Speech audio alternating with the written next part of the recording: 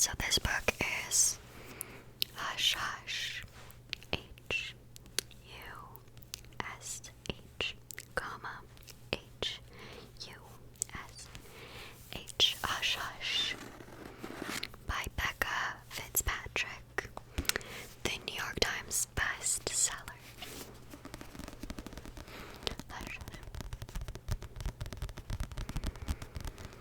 I read this book in high school. It's actually part of, what is a 4-book, is it called? It's not a trilogy, is it just a series then? Because a trilogy is 3. I think it's just a series. But there's 4 books. There's Hush Hush, Crescendo, Silence, and Finale. And this is the first one. I have it in paperback, and then the other 3 I have in hardcover. And that just irks me so much, but by the time that I picked this up, they only had paper at the bookstore, and I was like 14 years old, so my mom was gonna buy me the book, and I had to take what I could get.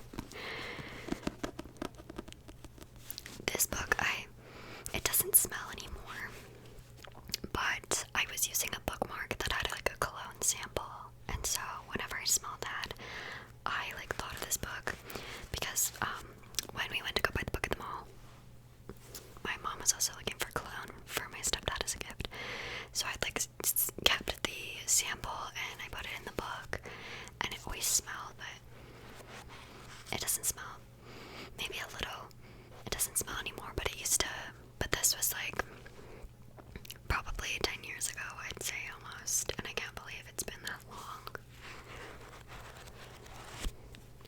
This is one of my favorite books. When I was a teenager, I was a huge bookworm. I think I've really cut back, but that was just because I went to university and I was like constantly reading. But I want to get back into it, so actually leave me suggestions for books. I'm into like self-help, that kind of thing, like tarot, and then young adult fiction, or just fiction in general, I guess. It doesn't have to be young adult because I'm an adult now, but I'm into fiction. So I will read you the back.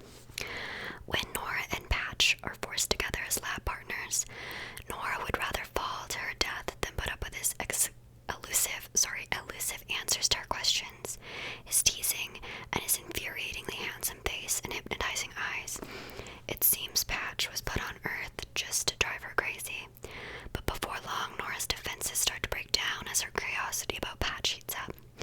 Why does he always seem to be whatever she is and know exactly what she's thinking? How does he know what to say to both attract and repulse her? And what is up with those V-shaped scars on his chiseled back? As their connection grows stronger, Nora's own life becomes increasingly fragile.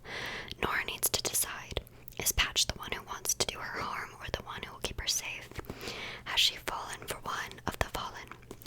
Becca Fitzpatrick's New York Times bestselling debut is a page-turning leap into the unknown world of fallen angels. Do you have someone to catch you? I'm a huge fan of a lot of the books that Simon and Schuster have published. I've read a lot of them, especially their teen novels, but yeah, I would be interested in anything fiction now. It doesn't have to be teen based. Just any good book. Like, I love a good book. So just leave me suggestions. Also, I'm really into political philosophy, so leave those as well. I've read mostly, like, if you watch my other book videos, you know what I've read, but a lot more ancient, so a little bit newer political philosophy would be cool to dive into.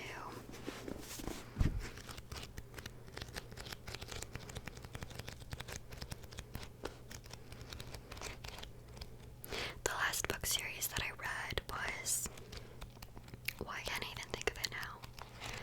I got the ebook for free on Apple Books. It's about time travel.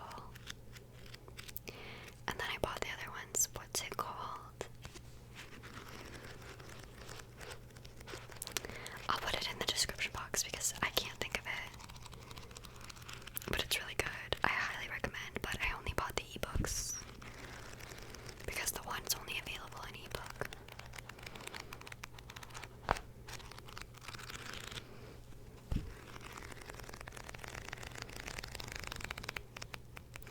I'm really into forbidden love and romance and stuff. Not too romancy. I like there to be something else happening other than love, but I like a good side story, love story. Although I would say that my life is not very lovey.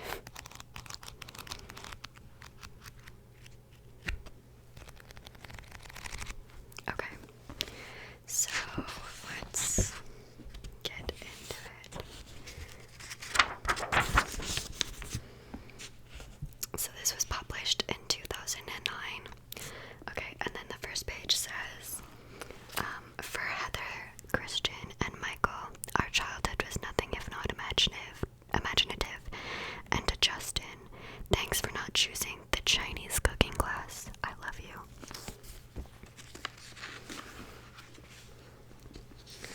Okay. And then we've got the prologue, and then the little,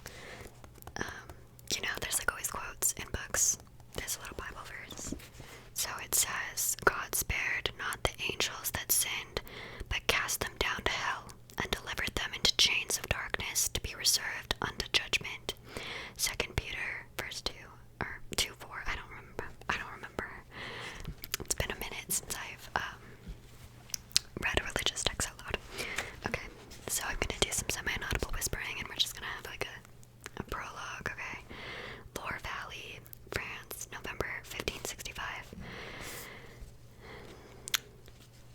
Chauncey was with a farmer's daughter on the grass bank of the Loire River when the storm rolled in, and having let his gelding wander in the meadow, was left to his own 2 feet to carry him back down to the chateau. He tore a silver buckle off of his shoe, placed it in the girl's palm, and watched her scurry away, mudslinging on her skirts. Then he tugged on his boots and started for home. Rain cheated down on the dirt country surrounding the chateau. Chauncey stepped easily in the sunken graves and hummus. Even in the thickest fog, he could find his way home from here and not fear getting lost. There was no fog tonight, but the darkness and onslaught of rain were deceiving enough. There was a movement along the fringe of Chauncey's vision, and he snapped his head to the left at first glance. What appeared to be a large angel topping a nearby monument rose to full height. Neither stone nor marble, the boy had long arms and legs. His torso was naked, his feet were bare, and peasant's trousers hung low on his waist. He humped down from the monument, the ends of his black hair dripping rain had slid down his face, which was as dark as Spaniards. The boy's mouth hinted at a smile. Does not play games with the Duke, Chauncey warned. I asked for your name. Give it. Duke. The boy leaned against a twisted willow tree. Or bastard. Chauncey unsheathed his sword. Take it back. My father was the Duke of Legans. I'm the Duke de Legans now, he added. I can't pronounce that. I'm truly sorry. He added and cursed himself for it. The boy gave a lazy shake of his head. Your father wasn't the old Duke. The outrageous insult, and your father, he demanded, extending the sword. He didn't yet know what he was learning. He would bear the family name of his boy to memory. It caused much more. He said in a low voice, whipping a hand down his face to clear away the red. Who are you? The boy walked up and pushed the blade inside. He suddenly looked older than Chauncey had presumed, maybe even a year or 2 older than Chauncey. One of the devil's brood, he answered. Chauncey felt a clench of fear in his stomach. You're a reading lunatic, he said. Get out of the way. The crowd with you, Chauncey tilted, raised to Nicole, and looked behind his eyes, not for this. He looked up at the boy, blinking and gasping, trying to make sure that what was happening. His mind reeled. It was no longer in his bed.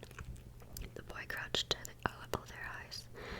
Listen carefully. I need something from you. I won't leave until I have it. Do you understand?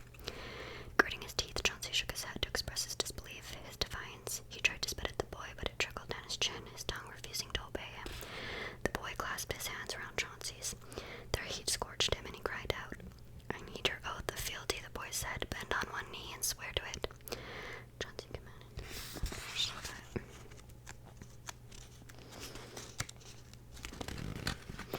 I can't turn right.